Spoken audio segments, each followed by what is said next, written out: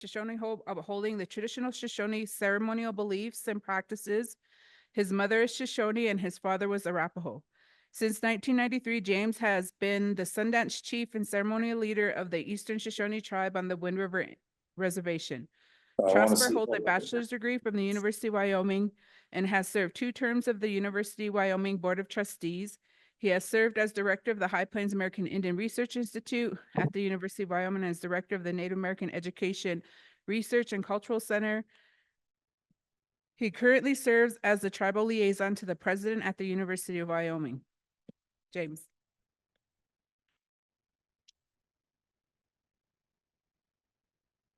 I'd like to ask Sandy and Pat Ironcloud if they would come forward. I'm going to introduce Sandy and Pat before we start. Sandra and Pat Ironcloud, if you'd come forward. Sandra Ironcloud is a member of the Northern Arapaho tribe and has been a longtime educator since 1985. She is a graduate of Wyoming Indian Schools and received her Associate of Arts degree in secondary education from Central Wyoming College in Riverton. She is also a graduate of the University of Wyoming and has a bachelor's in secondary education and English. She has taught primarily at the Wyoming Indian Schools, but also taught in the mid-90s at the Little Wound High School in Kyle, South Dakota. Currently, she is teaching English and language arts classes at Wyoming Indian Schools, where she is also a sponsor for the Wyoming Indian High School Traditional Club and the speech and debate coach. Pat Ironcloud is a member of the Ogallala Sioux tribe and has been working for Wyoming Indian Schools since 1998. In the mid-90s, he also worked as a Lakota and arts and crafts instructor for the Little Wound Elementary School. Let's give Pat and Sandy a welcome. To start with, Pat and Sandy will sing a flag song, and I'd like to ask if all of you would please stand.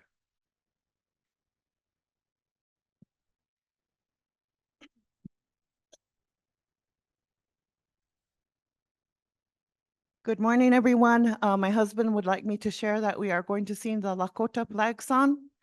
And we do this in honor of all of our veterans and also for good thoughts and feelings for today as tribal people as we continue forward for the benefit of all of our people.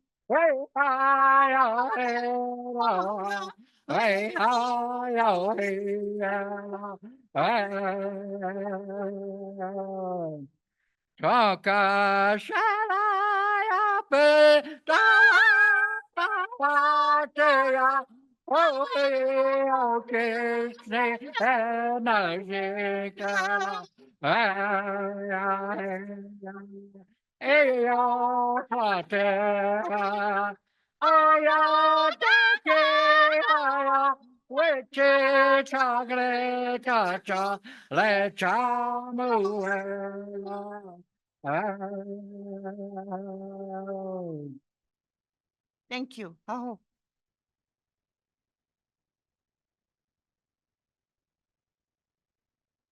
We're going to ask Pat and Sandy if they would sing one more song while we're doing the blessing.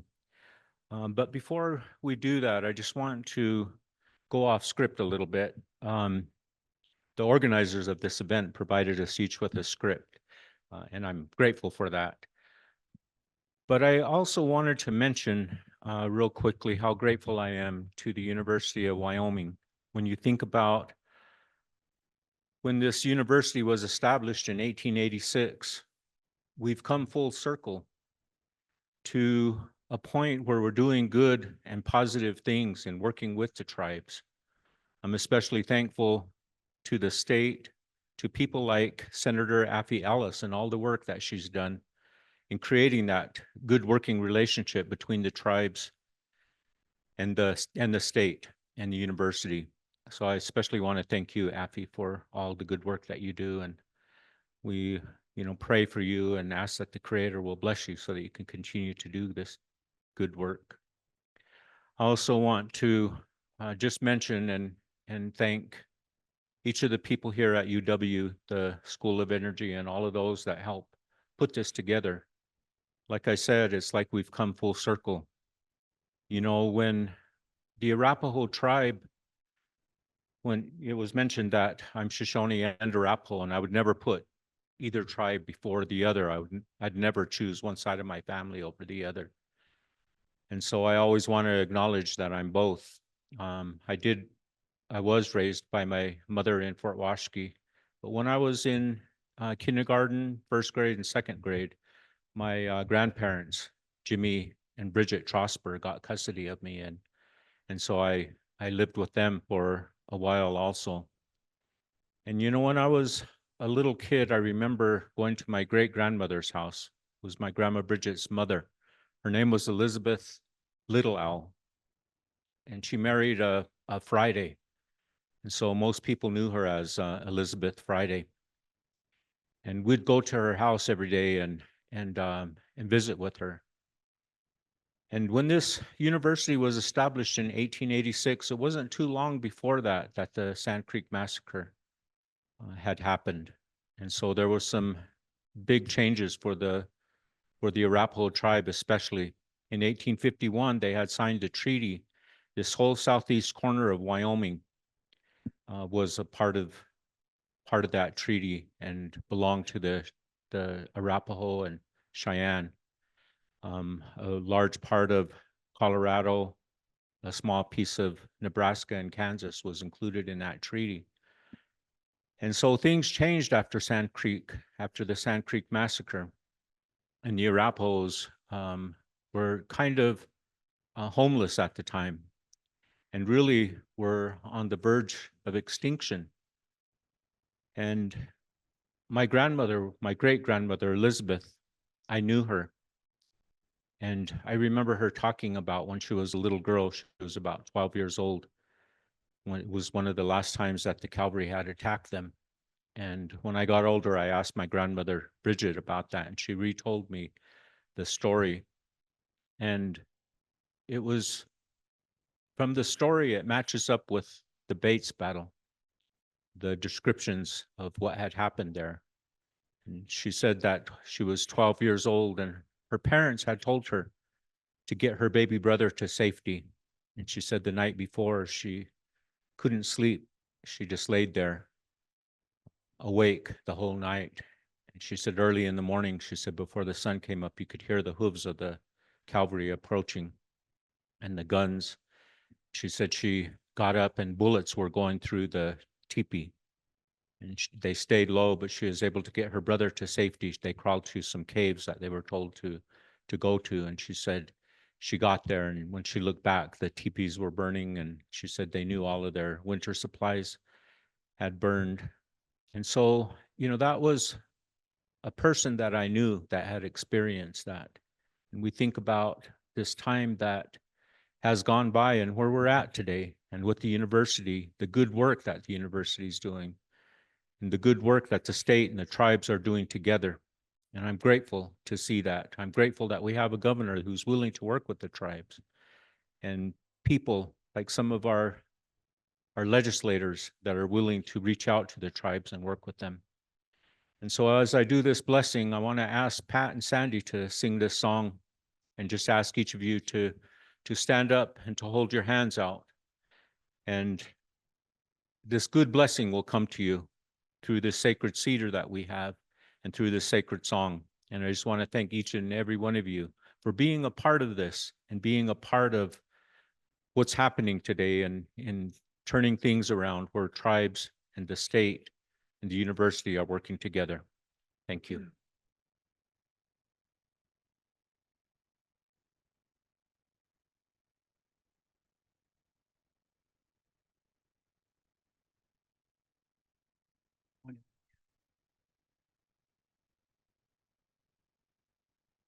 The song we're going to sing, we call Josh Bull's song. One of my former students who graduated and went on into the Marine Corps. And he is currently, he has returned home. And we made the song for him. My auntie Alvina Oldman asked us to make a song for him. And his name is Joshua Oldman. And he gave the song back to us and told us, sing the song for whenever you have to do an honoring or whenever people ask you to sing for special occasions. And Pat made the song in honor of him as when he went into the Marine Corps. So we sing the song today again for everyone, and I'm really happy that James asked me to be here today. We are very honored to sing. Pat and I have been singing together since 1985. That's when I captured him from South Dakota.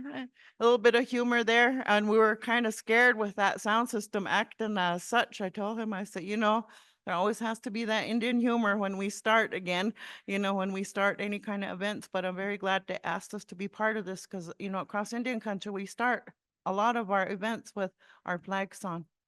And, I very proud to sing alongside with my husband. And because, it's with my tribe, I'm also part of our Eagle Society, our Eagle Drum. And so I take great pride in, my voice and projecting good thoughts and feelings because my father, Norman Moss, always told me, when you sing hard because you're going to give people strength. And he's always sing with a good heart.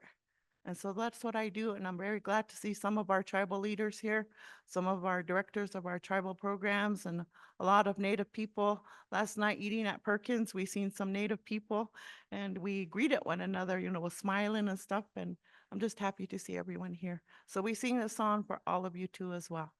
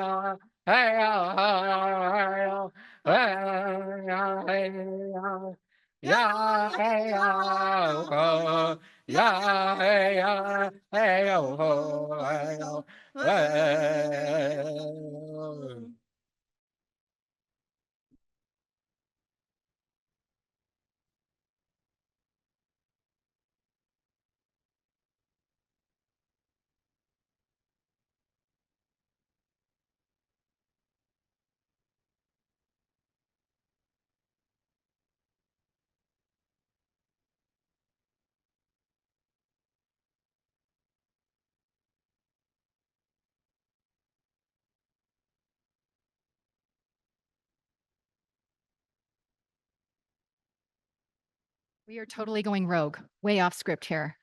I want to say to Pat and Sandy, I first met them when they started dancing at the Cheyenne Frontier Days Indian Village. And we've known each other since then. Our kids have grown up together, and I love you guys like I love my family.